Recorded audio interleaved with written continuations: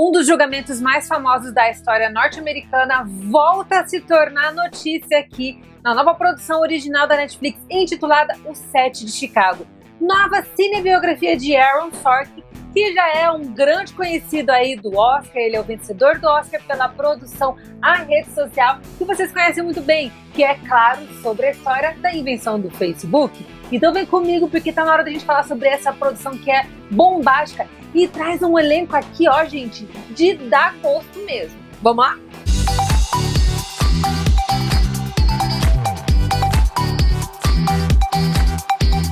Fala, meus toppers! Eu espero que vocês estejam maravilhosamente bem. Tá na hora da gente falar de O Sete de Chicago, produção original da Netflix, que já cantei a bola pra vocês aqui, é do mesmo vencedor do Oscar pelo filme A Rede Social. Só que aqui nessa produção a gente acompanha esse que foi um dos julgamentos mais famosos da história norte-americana, que acompanha o julgamento de 7 homens que são acusados por terem incitado a violência contra policiais em Chicago durante um protesto que era contra a Guerra do Vietnã. Essa situação aconteceu em 1968 e o julgamento desses caras durou mais de 6 meses. E foi um julgamento cheio de polêmicas, com contradições das mais diversas. Um juiz bandido ali, que além de ter características racistas, era um cara absolutamente parcial, e um julgamento que no final das contas não visava extrair a verdade dos fatos, mas sim oficializar uma condenação que já havia acontecido antes mesmo do início desse julgamento. E essa produção aqui traz um elenco estelar que é comandado por Sacha Baron Cohen, o nosso famoso Borat. Além dele, nós temos também o Eddie Redmayne, que é um vencedor do Oscar. Temos também aí Joseph Gordon-Levitt, que é um cara que eu particularmente adoro, é um crush da minha adolescência, desde a época lá de Third Rock from the Sun, que é uma das séries com a qual eu cresci muito. Além disso, nós temos também Yahya Abdul-Mateen II, que é um recente vencedor do Emmy aí, pela sua brilhante caracterização do Dr. Manhattan na minissérie Watchmen. E claro, também Jeremy Strong, que é outro recente vencedor do Oscar, que ganhou pela sua também brilhante atuação na série que é uma das minhas favoritas da atualidade, Succession. E aqui, gente, uma das coisas que eu mais gostei desse filme a início de conversa é a construção do roteiro.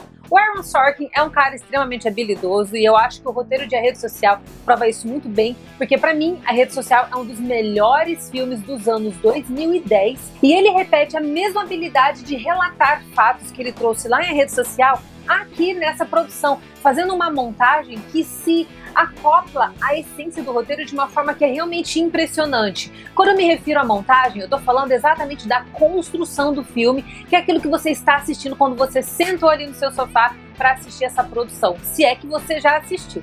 Se você não assistiu, você já precisa agilizar isso de uma vez por todas. E a montagem do filme é belíssima. O primeiro recorte que a gente tem ali logo no começo são os primeiros 7 minutos da produção, que pra mim já valem o filme inteiro.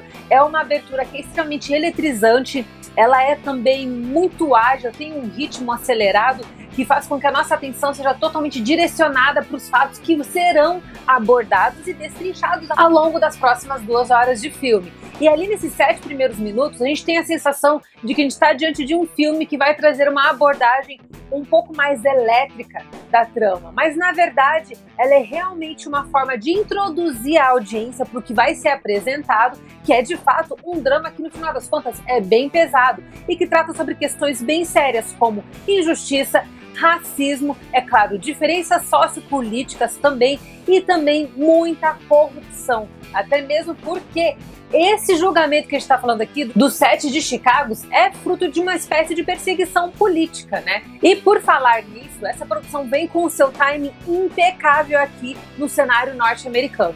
Nós estamos em época de eleição municipal aqui no nosso país e lá nos Estados Unidos eles estão prestes a redefinir o governo, é claro, se o Donald Trump não for eleito, né? E aqui eu não tô aqui para falar de questões políticas específicas, eu tô aqui para falar que esse filme foi planejado exatamente para ser lançado nessa época, justamente para gerar uma espécie de reflexão na população a respeito das práticas relacionadas tanto ao Partido Democrata como também ao Partido Republicano. Então essa produção acaba vindo com um time também que é bem ideal ali, bem propício. Até porque a gente sabe que a indústria hollywoodiana não costuma dar pontos sem nó, principalmente quando as produções se tratam de caráter um pouco mais politizado. Independente disso, como eu estava falando para vocês, a montagem do filme reúne cenas que são cenas reais, imagens feitas por cinegrafistas na época, e ela faz um contraste com imagens que foram feitas ao longo da produção também, que são as imagens fictícias.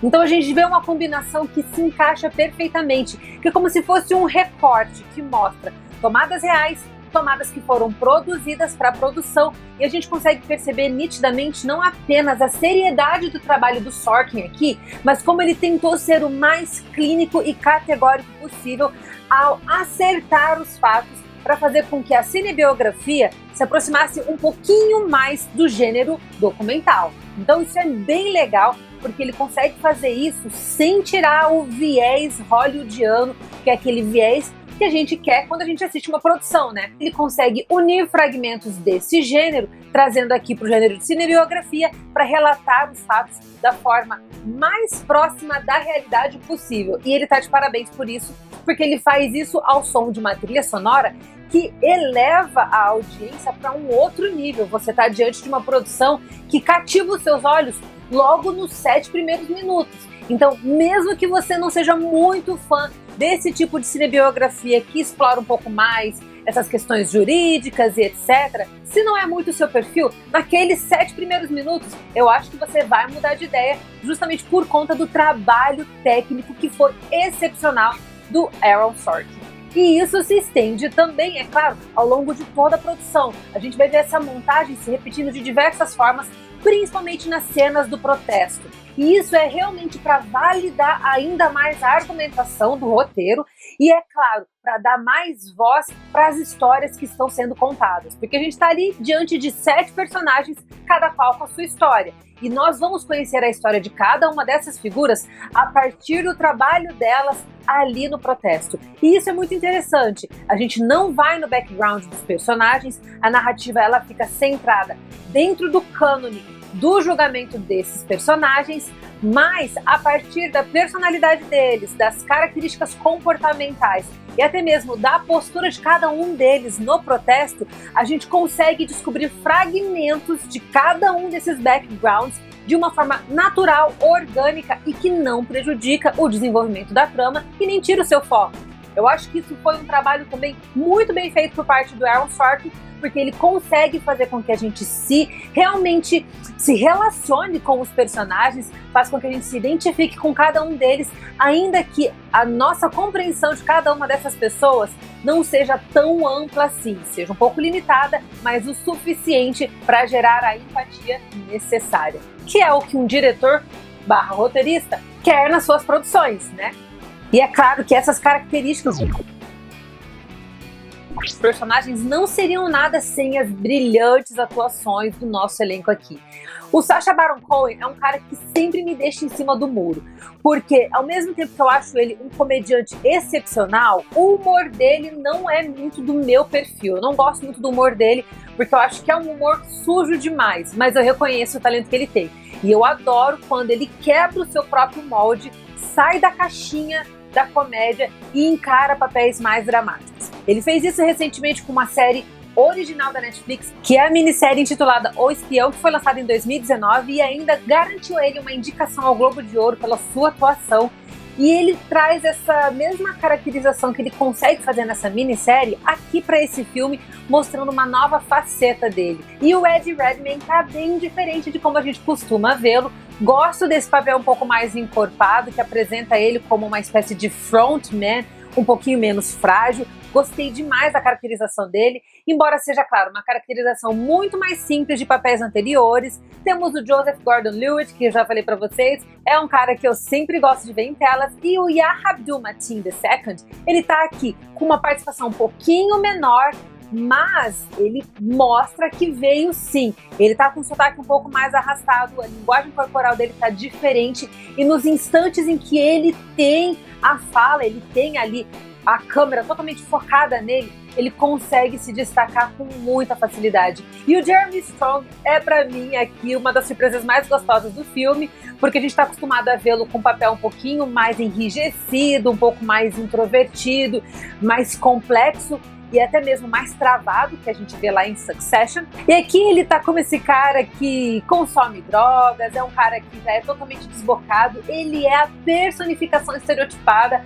dos anos 70, do final dos anos 60 e início dos anos 70, quando a geração hippie começa a surgir. A gente tem atores que conseguem se entrosar de uma forma muito boa, e cada um deles com um tempo de tela que é realmente bem valorizado. Mas o Aaron Sorkin teve muita habilidade de fazer com que cada um tivesse o seu momento aqui, e isso fica perceptível quando a gente está assistindo o filme. É uma produção que foi muito bem executada, feita de forma maestral pelo brilhante Aaron Sorkin. Eu adoro o trabalho dele, sabia que ele não ia me desapontar aqui nessa produção original da Netflix, e ele fez um trabalho que faz com que a gente fique extasiado no final. É uma produção que faz com que a audiência brasileira tome ciência de um caso que não fez parte da nossa cultura. Então, além de ser um produto de entretenimento, acaba também tendo um efeito um pouquinho mais social e histórico para quem está assistindo, fazendo até mesmo com que a nossa compreensão de mundo amplie muito.